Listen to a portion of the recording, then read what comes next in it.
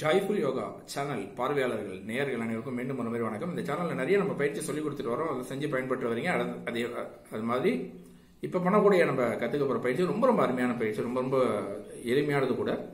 எப்படின்னா நல்ல ஞாபக சக்தியை நல்லா கொடுக்கக்கூடியது, நல்ல ஞானம், அதாவது படிப்பு சம்பந்தமான விஷயங்கள், அது மாதிரி கலை சம்பந்தமான விஷயங்கள், பாடுறது, கலை சம்பந்தமான விஷயங்கள், இதெல்லாம் ஈடுபட்டு இருக்கிறவங்களும் இந்த ப்ராக்டிஸ் எல்லாம் பண்ண அந்த கலை இதெல்லாம் ஜாஸ்தியாக இந்த ப்ராக்டிஸ் பண்ண பாடுறதுலேருந்து இன்ஸ்ட்ருமெண்ட் பிளேலேருந்து அதுலேருந்து கலைவானோட அந்த ரிலேட்டட் உள்ளதெல்லாம்.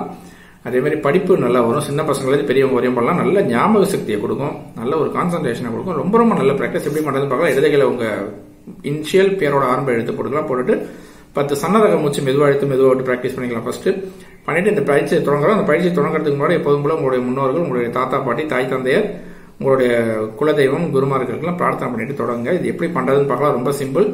இந்த ஆள்காட்டி விரலுக்கு மேல் கோடு இருக்கு இல்லையா, ஆள்காட்டி விரல் மேல் கோட்டுக்கு சைட்ல கட்ட விரல டச் பண்ணிங்க.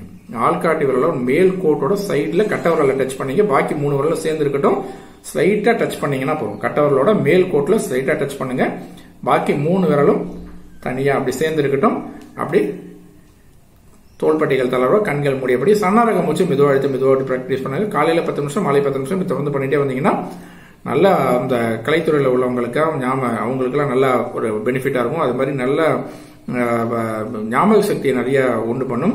சின்ன பசங்கள்லேருந்து பெரியவங்க வரையும் இதை நிறையவே பண்ணலாம். ஸோ இந்த படிப்புக்கெல்லாம் ரொம்ப ஞானம் சம்பந்தமான விஷயங்கள் அத்தனைக்கு ரொம்ப ரொம்ப யூஸ்ஃபுல்லா இருக்கும்.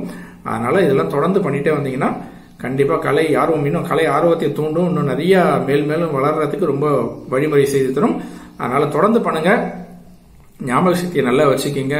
நல்ல ஒரு தன்னம்பிக்கையை கொடுக்கக்கூடியது, நல்ல செல்ஃப் கான்பிடன்ஸோட பல விஷயத்தை சாதிக்கக்கூடிய ஆற்றலை கொடுக்கும். தொடர்ந்து பண்ணுங்க. உடலையும் மனதையும் ஆரோக்கியமாக வைத்துக் கொள்ளுங்கள். நன்றி, வணக்கம்.